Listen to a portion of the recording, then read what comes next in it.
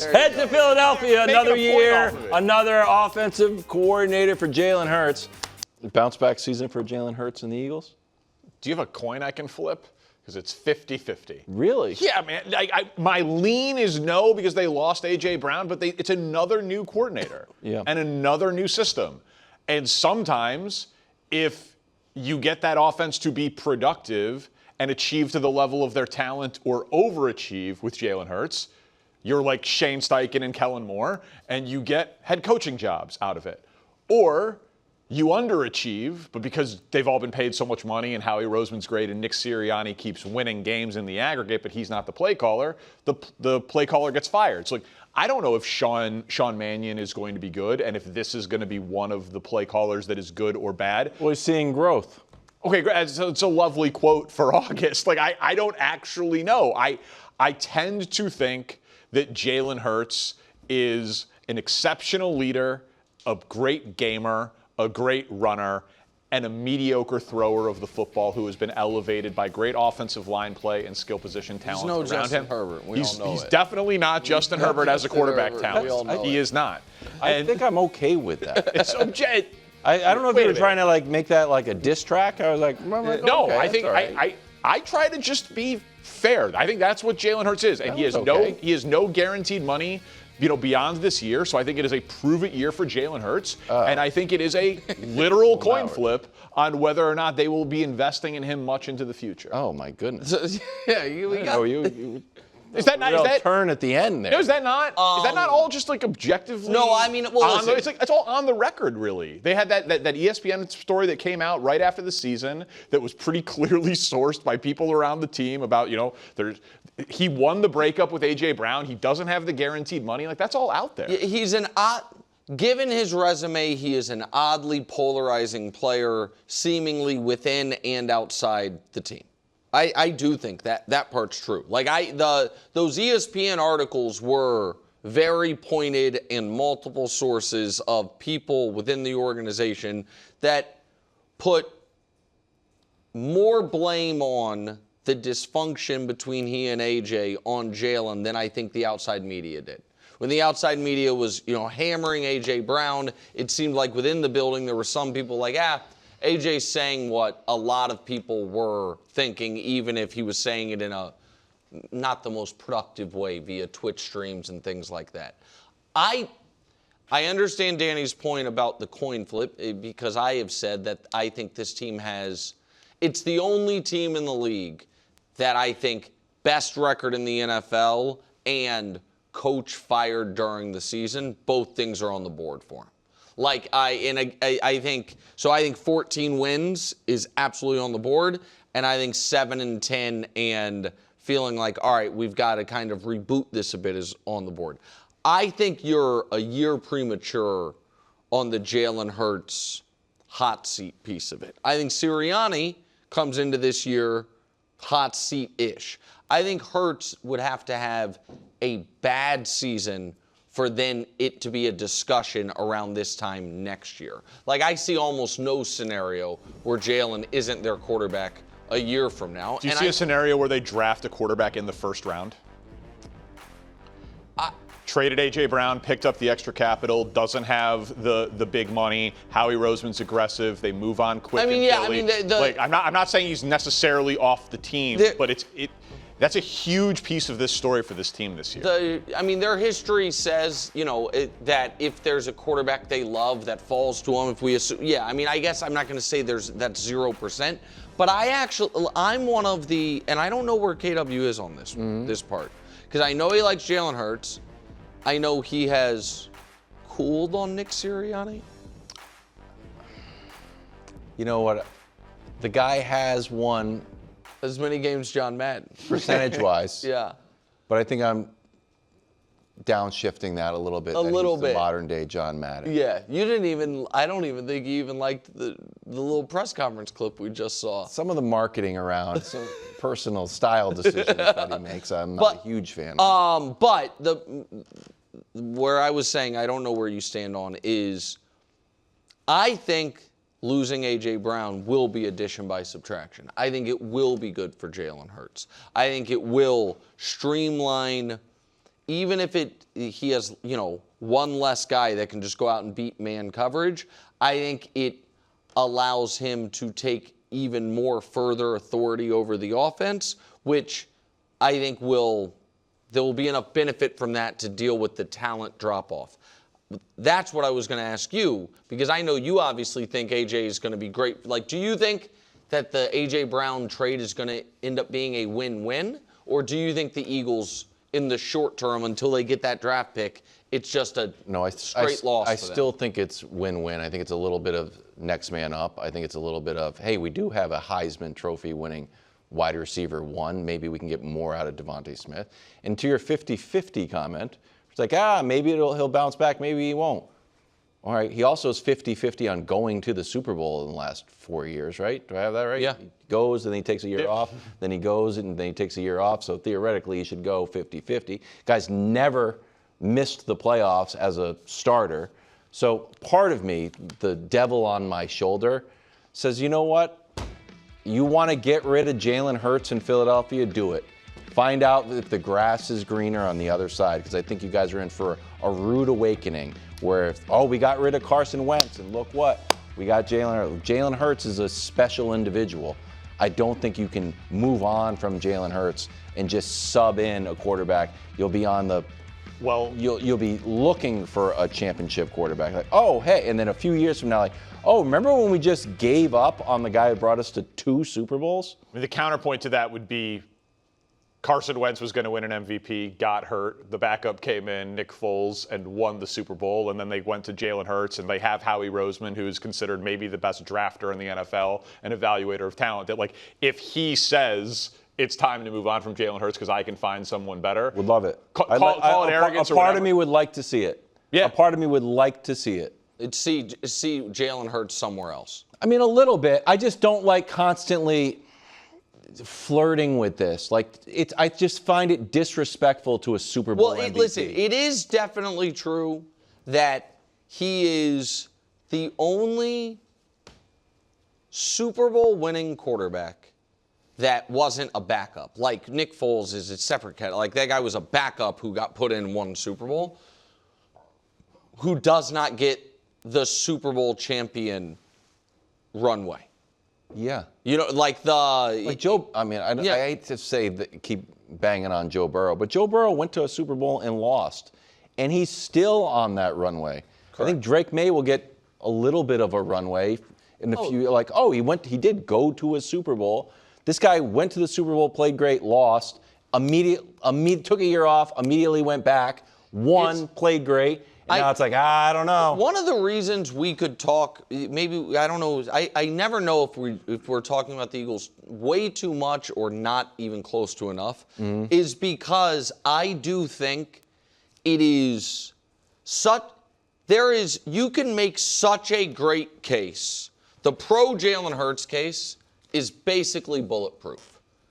And the anti-Jalen Hurts case just has the most overwhelming circumstantial evidence you've ever seen. Yeah. But there's no murder weapon. It's like, and what happened right after the win of the Super Bowl? What do we call that year? Oh yeah, the supernatural funk year. Yeah. And then when they did win the Super Bowl, the wide receiver was reading a book, and then the next year it got even weirder, and then none of his teammates seemed to disavow it. And what does the league think of him? Well, in all these polls, he's like 15, 16, 7.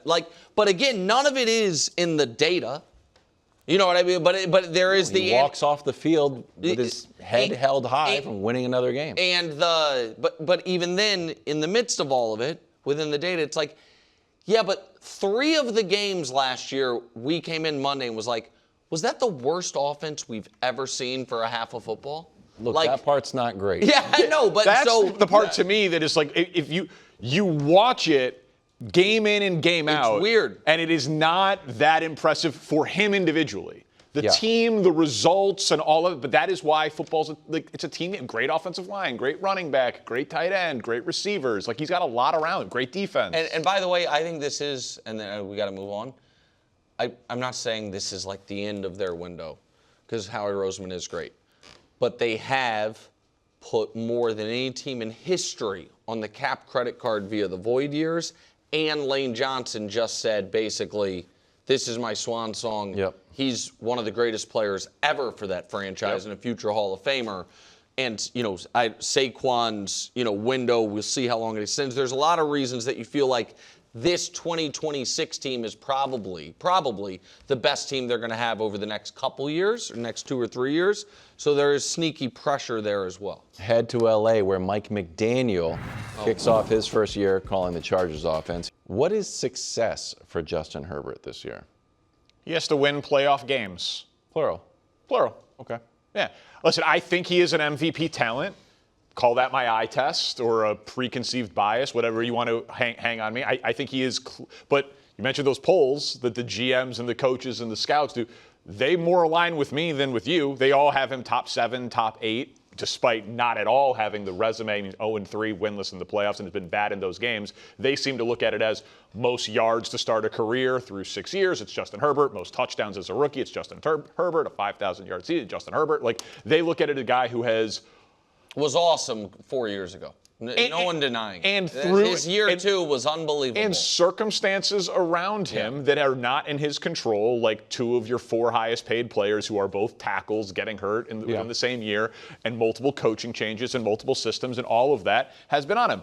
At some point, obviously, you need to win. I don't shy away from that. I just do not blame him for, sure, the playoff performances is definitely on him, and last year was terrible. But I do think that he ultimately needs to win and will win. I think about him in the same way that I think about Josh Allen in terms of inevitability at the position. I will be shocked if Justin Herbert at some point is not an MVP and a Super Bowl champion. Wow. I'll be what? shocked. How many Super Bowls are you given? I mean, so you already locked in Herbert, 2. And Caleb, Allen, and Caleb are going to, of course. Of course. The Lamar's stone out. Yeah. And Patrick might be done winning. I mean, listen, maybe. Forget poor Drake May. These are 10-year projections that we're talking about here. Yeah, these are wildly talented guys who are going to be there. Listen, you argue Josh Allen isn't. Josh Allen literally has, by a lot, the most wins ever by a quarterback in the playoffs without making a Super Bowl. He has 8. The next most is 5. Or without winning a Super Bowl. I think that's what it is. One of the 2. Herbert's tied for dead last in this category. 0. Because he's at 0. He's with everybody. I didn't even need Troy to look at him. Thank you. And so but I'm glad you said multiple playoff wins.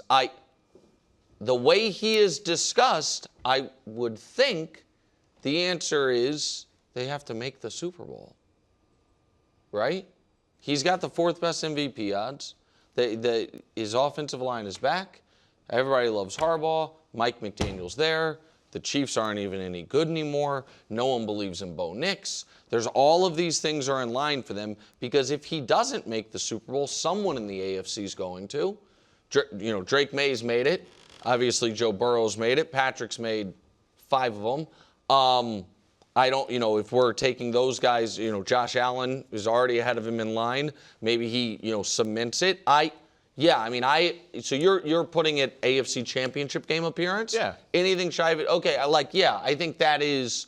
I don't shy away from expectations and pressure on guys who I think are excellent. No, you don't shy away from it, but it was the problem for me with some of the continued faith in Herbert is he goes into these playoff games with all of these things that end up being excuses, being known quantities, and people believe he's going to be successful. By people, I mean you. Thank you. And then after they lose because either he throws more interceptions in that game than he did all year, or in the next game he is so terrified of throwing an interception he somehow loses to CJ. Was it CJ Stroud? Was it the Texans? No, it was the Patriots. You guys beat them. This year it was CJ Stroud the year before. Stroud, He's just so gun shy on throwing the ball, and then after the fact we're like, well, he didn't. His tackles were out. But we knew they were out going into that game and thought they could win. The previous year, we knew how good the Texans defense was going into the game, and we thought they could win. And so the reason I have so little faith that it's happening is I do think he is right now the number 1 draft pick for guy who gets tight in big spots. So why is that all of a sudden going to flip a switch because Mike McDaniel has fancy plays? I don't think that's going to happen. But I agree with you. The fancy plays could loosen you up a little bit. Handing the ball off. Scheme guys over. The problem, I mean, again, this is new information to me, the Mike McDaniel thing, the idea that they brought in Mike McDaniel because they're now going to run the ball more. That they got rid of Greg Roman because he was throwing it too much. That's not what it is. They brought in Mike McDaniel because I think they're going to scheme guys open, but ask Justin Herbert to be Justin Herbert. I will believe it when I see it. But I agree with you. I think that AFC Championship game at a minimum, given how he is discussed, how everyone says he's better than Jalen Hurts, the whole thing. I agree. Nothing but rave reviews in Dallas so far for this offense. Here's CeeDee Lamb with a little iron sharpens iron compliment for the defense. It's fire, man. I embrace it. It was good to see our defense come out with that type of energy, that type of fire, that type of aggression early on. For us as an offense, it leaves us no choice but to bow down or fight back and get on top. And I know one thing about us. We won't bow down to anybody. Wow. That's to Todd Archer of ESPN. We're expecting fireworks from the Cowboys offense this year. Yes, of course. I mean, it's the favorite, if not one of the favorites, to be the number 1 offense in the NFL. Like, what's the weak point of the offense? There are question marks at left tackle right now, but there are candidates in-house to fill that. We just don't know exactly what it's going to be. They've invested a ton on the offensive line in terms of young draft picks, who they might be center guard, might be the best in the NFL. That Javonte Williams was... Oh, wow. I wish Brew was here. About Javonte Williams. 1,200 yards last year, top wide receiver duo in the NFL, and a ton of continuity, bring Schottenheimer back, no scheme questions. And Dak, it's an amazing accomplishment, and I said this while you guys were gone, for as much, criticism that we get on these types of shows for, like, when in doubt, talk Cowboys and hype and Jerry Jones quotes and the attention, he still is underrated. Like, Dak Prescott is still an underrated entity. If you look at the last 5 years, when they play, who scores the most points? Dak's number 1. It's a cool stat. Just It's not this segment. Sorry. But it is cool. They're going to score. There's no reason to. I mean, he had 600 pass attempts last year. Would they be the number 1? So would they be the? I was trying to think when you said it. Like if we were drafting just number 1 offense draft. Like the Rams. Buffalo and the Rams, or like would Buffalo? Buffalo you're putting on there? Well, Buffalo historically is one of the highest scoring offenses every year. And some of it for like the pure points per game and passing volume stuff is you don't want to have too good of a defense. Yeah. Like Cincy, if they're healthy, would be in that conversation if the defense is bad. The Rams, the Bills, the Bears, the Jaguars. Yeah, I wouldn't. Yes. My answer is obviously yes. I'm kind of thinking past this a bit because I'm thinking a lot about predictions week. You got two weeks off between now and then, buddy. And I'm trying to anticipate other people's predictions. It's not how predictions week goes. I play a game within my own. I try to play. But you need to be right. You can't outthink. It's not poker. You don't have to worry about what I'm holding. I do. Just believe in yourself. I do. Yeah. And I'm already dead certain Brew is picking the Cowboys at the very least to win the NFC East, maybe more. He's more and more complimentary photoshops of Brew dressed as a cowboy, and I think he might pick him to go all the way. I feel like you might be picking the Cowboys to win that division, unless you're Jackson Dart love, because you don't believe. You think A.J. Brown's departure hurt the Eagles. You're not a Jalen Hurts guy. You love the Cowboys offense. Nick, I don't care how good you get at poker, you will never be able to read me at the poker table. Okay. You're not going to know my prediction week, Tomka, until we're on the air for predictions. I do believe that if Dak's healthy, they're going to have the floor of like the number 6 offense in football, which is why if the defense, and again, they just re-signed Quinnen Williams, if the defense has the type of upgrade that we think it's going to have, there's no reason to think the Cowboys can't be right back at 12 wins, which 12 wins I believe, should be enough to win that division. Wow. Even with Jackson Dart giving them hell for 2 games. Jackson Dart's tough, man. Welcome back to the OT, hanging out with Coach Mangini. Let's go to Philly.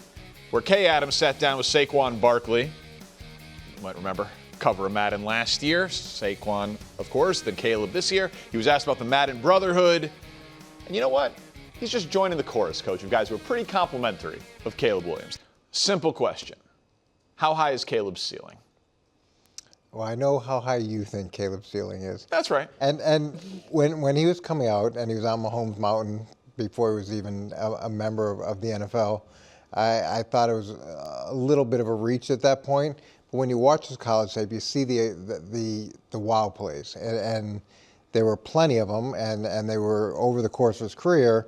But then you see the sacks, the unnecessary sacks. You see the layups that he misses. You see the decision making sometimes where it just doesn't make sense. And to some degree, that's what we saw throughout his rookie career, where you saw enough of those plays to think, okay, this could be special. And then you see a bunch of the other plays where you can't figure out how he got to the point that he got to. And the sack numbers his rookie year, those were off the charts, over 10%. And I give him a ton of credit, and Ben Johnson a ton of credit for getting that number down. And I think that's huge. And you saw what he could do in the fourth quarter, but it's still about making the easy plays easy. I agree with all of that. I guess I thought we would maybe have a little bit more agreement, because ceiling talk is just, what's the ceiling? Because you would agree, I think, that if you display an ability in times, fourth quarter, comebacks, moments, if you can make this throw and you can have the highlight reel that Caleb Williams has, that displays a very high ceiling if you can clean up the other stuff. And I guess my thought is, if you can do the 10 out of 10 difficulty stuff with time in the NFL, with time with great coaching, it's not just Caleb's second year with Ben Johnson, it's Rome Odunze's second year with him, Luther Burden's second year with him, Colston Loveland's second year with him. For Loveland and Burden, it's also just their second year in the league. They were rookies last year.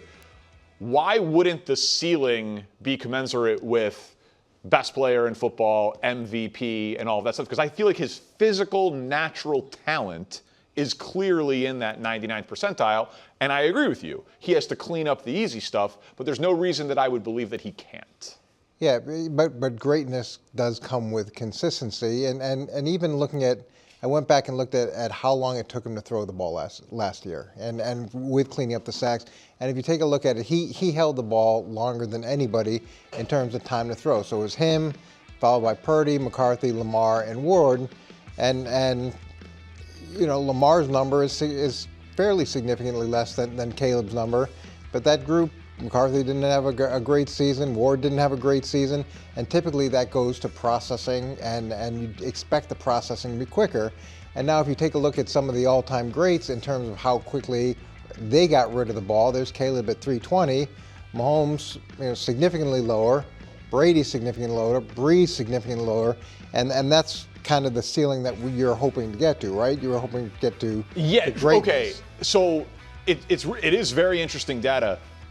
I think Caleb will always be high though, but I don't think it's all processing. Some of it is escapability and an ability to evade a rusher and hang out back there and throw the ball, extending plays. He's not going to ever be Brady or Breeze with that number. He might be able to get to where Mahomes is, but he'll never be, until he's 35 maybe. He's not going to be 2.5 seconds snap to throw. Wouldn't that be taking away some of the magic and the extending plays? Well, but even getting Mahomes would be significantly more, because that's over the course of the season. That's a lot of throws that we're talking about to get to that number. And yet, being able to extend plays is fantastic, but it goes back to, are you doing the easy things well? Are you taking the layups? Are you taking the quick, or are you always trying to make sure it's a 15, 20, 30-yard completion, as opposed to, hey, let me hit the slant, let me hit the check down, let me hit whatever those decisions are, as opposed to every play has to be something special. So I think we are actually closer on this than I maybe felt at the beginning. I agree with all of that. I agree that the processing, you want it to get faster. Reports are that it has. Ben Johnson did this whole big thing on last year at this time we were doing everything about pre-snap. identifying the coverage, sending the guy in motion, getting the play call out with enough time left on the play clock. Now everything we're talking about is post-snap, like because he's got all of that stuff down. Like I'm pretty sure from what I've heard from guys I know on that team and around that team that he is like fully bought into Ben Johnson, checking the boxes. Ben Johnson keeps saying that the goal is 70% completion percentage, which surprises me because I just feel like we have more advanced stats to kind of gauge that stuff. But he's like, no, that's the threshold that we're going to shoot to get to. So they know they need to hit the layups more. They just don't want to take away his ability to be creative and go for the big play and be Superman when it calls for it. No, you don't want to do that. And to some degree, Mahomes was more Superman than he should have been early on. But he has continued to develop the second pitch. He's continued to, and he's realistic about the fact that you're not going to be able to keep moving around like he does as time moves on. He wants his career, I'm sure, to be as long, maybe not as long as Tom Brady's, but somewhere in that area. And each year that you get older, it's harder and harder to be that guy. So you've got to continually develop in the pocket. And it's going to be similar with Caleb. All these things are fantastic things that he can do. But just show us you can do the mundane, easy things and allow everybody else to play at a high level. You'll see it this year. I wanted to find common ground there because I don't think we're going to agree on this one. Let's stay in Chicago, and we're going to play a little game. Their over-under is set at 9.5 wins. This is the Bears' schedule. Last year, they were 11-6. Of course, they are a top regression candidate. Every show in America is talking about it. Ben Johnson's talking about it. Liam Cohen is talking about it. Coach, I'm not buying the regression narrative. That does not surprise me. So I'm going to take you through the schedule. This was like the impetus of the famous Chris Farley superfan sketch back in the day. Week 1, win. So here we go. Let's put up the first third of the schedule, please. Win, win, win, win, win. Now, you might say I'm being a homer. And it's a little fair. But come on. At Carolina, they're a big favorite. Win. Who's the quarterback for Minnesota? Well, why are they a big favorite at Carolina? Because big favorite. Because the line is out. Okay. And they are because they are a favorite in Carolina. Week 2, we don't know who the quarterback is. Win. What's the line in Carolina? I think the Bears are like 4.5-point favorites on the road. Oh, it's a big road favorite. That's a big road favorite. All right. Week 2. You can say that again. I didn't hear. I'm sorry what it was, but 2.5.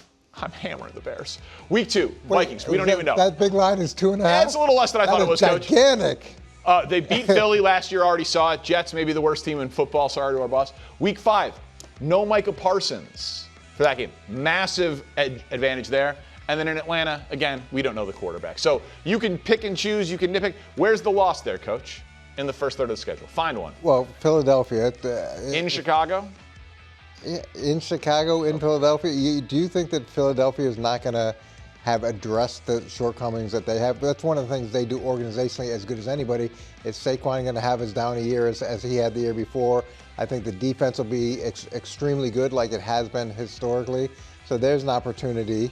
If you look at Green Bay, I know they split and then won in the playoffs, but what was that? Another miraculous comeback. And what was their division record last year? I can't remember how they did in the division. Let's get to the next third of the schedule, if you don't mind. 6-0 wasn't enough. I'm going to go 7-0. They'll beat the Patriots, mainly because I don't want to deal with wilds on that Monday afterwards. I will say they're not going undefeated this year. I'm man enough to admit it. At Seattle, Week 8, very tough spot. Around the byes, win and a win. And then that's a really tough spot. Short week, Thanksgiving, at Detroit. Another Ben Johnson game back there. He'll be very disappointed and very upset that I have that as a loss. But I think they fall in that spot. Short week, on the road, holiday game against Detroit. So just a 3-2 middle stretch of the schedule there, Coach. So you have them going 8-1 into the bye. Yes, sir. So I was trying to figure out exactly 9-1 in their first 10. Yeah, what the odds would be out of Vegas, and I couldn't get it, but from what I gather, it's about a 2% chance that they're 8-1, from a Vegas perspective. But it's kind of like a 2.5-point line. I guess that's humongous, right? Normally, when we go out to dinner, you pick up the tab. If the Bears are 8-1, tab's on me. Let's go to the final third. I've got no chance. Yeah, well, that's why tab. I've got a 2% chance of Danny Parkins. yeah, exactly. You're going to be waiting a while. If they win the Super Bowl, the next 2 dinners are on me. Wow. Final third is where it gets very difficult. I feel like they'll have this game scheduled to get circled with Liam Cohen and the Jaguars, given that he was talking about everybody talking about Caleb. Can't wait for that game on Fox. Week 14 at Miami, maybe the only team worse than the Jets this year. Back-to-back losses. I do think them in Green Bay is just that's gonna be 50-50 back and forth. So the Packers will avenge that they lost at home in Week 5. Packers get them on the back end, and then I was debating having them lose to Minnesota in Week 18 if the 1 seed was locked up. But the 1 seed will not be locked up at that point, so they're going to have to win to get the first round bye. Obviously, they'll go for it.